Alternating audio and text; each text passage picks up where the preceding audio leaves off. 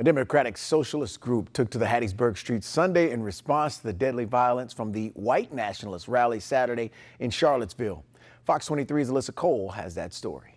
Demonstrations in front of USM's campus involved state flag and Southern Democratic Socialist supporters sharing the same territory. This is my campus. This is our campus. This is my campus, and my grandfather put up the first fence here 100 years ago.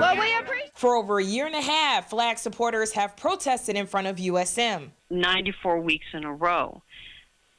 Not on any of those Sundays has there been trouble from the people who are supporting the Mississippi state flag and the fact that it should be flown.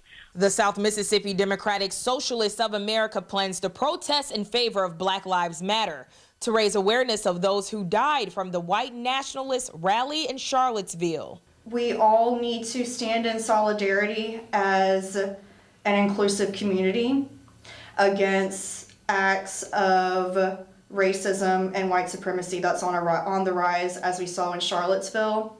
It was important for us to stand up as a community to say that Black Lives Matter in a time when our state is still flying this flag. Mississippi flag supporters say they will continue to raise awareness of the flag's removal from public state property. We're out there on Sundays is because the state flag was taken off of public property.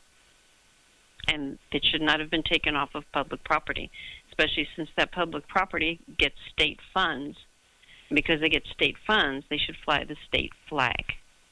Past protests have not been so peaceful when Rose said she had to mace one flag supporter a few weeks ago. All I knew was that a man who was armed was coming at me, talking about how he was going to teach me a lesson. He had his hands up. I asked him several times to back off. I did. And the pepper spray that I decided to use on him was purely in self-defense. I felt threatened. I felt that my life was in danger. Hattiesburg and University police say they will continue to monitor all protests to ensure the safety of demonstrators and protesters. Fox 23, Alyssa Cole.